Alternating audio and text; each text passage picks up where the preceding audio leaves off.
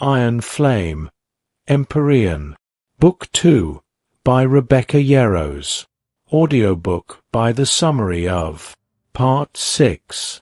The sun rose over Basgiath, revealing the scars of the night's battle. Bodies were moved, and the wounded were cared for, but there was an unease, a quiet that was more than just exhaustion. Violet walked among them, the faces of her comrades now etched with lines of suspicion and fear. Tern's presence was a comfort, his thoughts a steady pulse in her mind, but even he was wary. "Something feels off," Violet whispered to Xaden, who was coordinating the cleanup. His eyes, usually so full of confidence, flickered with a shadow of doubt. As the day progressed, whispers began to circulate. A cache of weapons was found, weapons not belonging to any known factions at Basgiath, left in a spot where only someone from within could have placed them. "Who would betray us?" Violet asked, her voice low, but she already knew the answer was not straightforward. Every glance, every uneasy shift in posture, suggested the enemy might be walking among them, wearing the same uniform. Violet, unable to sit idly by, took it upon herself to investigate.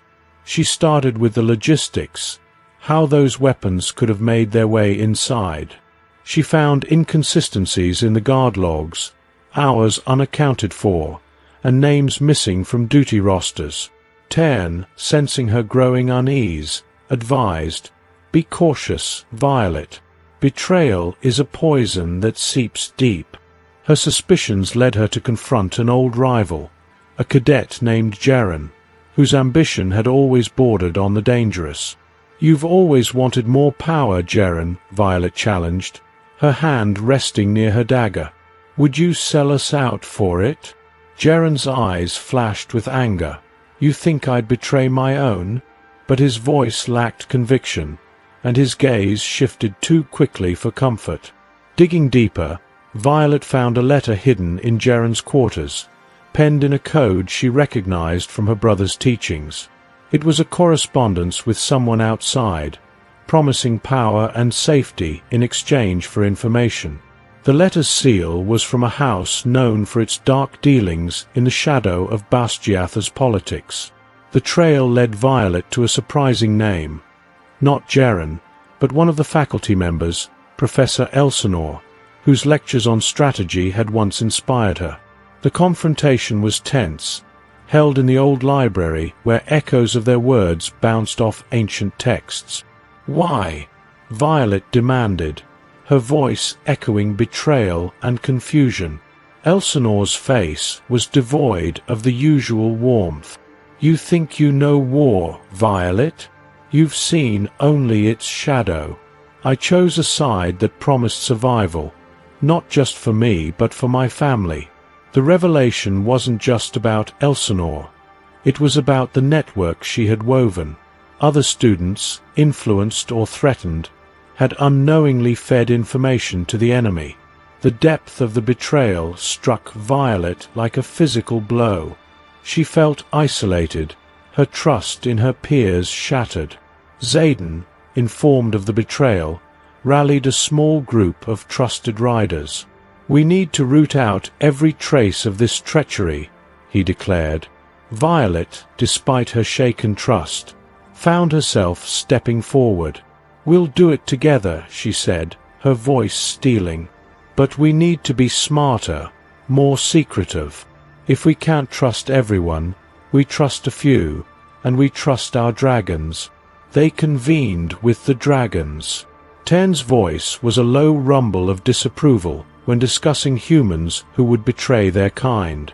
"Dragons remember," he said ominously, "and we do not forgive lightly." Violet felt the weight of dragon justice, knowing it could be swift and merciless. Yet, in their eyes, she saw the same resolve that burned within her. They would clean house, together. With Tern's guidance, they devised a plan to draw out any remaining traitors. A false message, claiming a vulnerability in Basgiath's defenses, was spread through the ranks, watched closely by those now in the know. As night fell, with the school's lanterns casting long, suspicious shadows, figures moved in the darkness. Violet watched from above, her heart a mix of sorrow and rage, as they caught several cadets, their hands clutching messages meant for the enemy. The aftermath was bitter. Some were sent to the dungeons, others expelled, and Professor Elsinore was handed over to the council for a fate Violet didn't wish to ponder. The trust within Basgiath was fractured, but Violet felt a strange sense of unity with those who remained loyal. You stood up when others fell. Tern's voice echoed in her mind as they watched over the college. This is what shapes a leader, Violet. Not just strength, but the will to seek truth, even when it's painful. And so, my friend, Chapter 7 closes with the scent of betrayal still lingering in the air, but with Violet's resolve hardened. She has seen the dark side of loyalty and the heavy cost of trust. Yet, from the ashes of betrayal, a new kind of unity is being forged. What will this mean for Violet and her allies as they face the perils ahead? Stay tuned for the next chapter, where the Empyrean's call grows louder, and Violet's journey takes her deeper into the heart of magic and war. In the quiet aftermath of betrayal, when the dust has settled but trust remains fragile, there comes a whisper, a call that resonates not just with the heart, but with the soul. Chapter 8 of Iron Flame is where Violet Sorengale hears that call, the call of the Empyrean, beckoning her with both promise and peril. The moon hung low in the sky, casting a silver sheen over Basgiath War College. The night was unusually silent, as if the world itself was holding its breath. Violet sat atop Tern, the cool night air playing with her hair, her thoughts tangled in the day's revelations. The weight of leadership felt heavier now, not just because of the battles fought or the enemies faced, but because of the betrayals within. Violet felt the Empyrean's call like a melody, distant yet distinct, weaving through the air, tugging at something deep within her. It was a sensation she had felt before, but never this strong, never this compelling. It was as if the magic itself was reaching out, seeking her. Tern's scales shimmered under the starlight as he turned his great head towards her, his eyes reflecting an ancient wisdom. The Empyrean calls, Violet. It has chosen you. Her heart quickened, not out of fear, but from a surge of anticipation mixed with dread. "What does it want from me?" she asked aloud, her voice barely a whisper. "It seeks connection, balance, but also," Tern paused, his voice lowering to a deep rumble, "it seeks protection. The Empyrean is not just a source of power. It is a living force, one that can be twisted, corrupted. You must listen, Violet, for the call is not just for you but through you." As they flew higher and higher, the world below seemed to recede into insignificance. The Empyrean's call grew louder, a symphony of magic and energy that resonated in her bones. It was exhilarating, intoxicating, but Violet couldn't shake the feeling of an impending storm. She closed her eyes, letting the sensation envelop her, allowing herself to be drawn into the depths of this ancient power. Images flashed through her mind, dragons of old, battles fought over millennia, and a darkness, a void that felt like it was expanding, threatening to engulf everything. Beneath her, Tern's wings beat with a rhythm that seemed to sync with the Empyrean's call.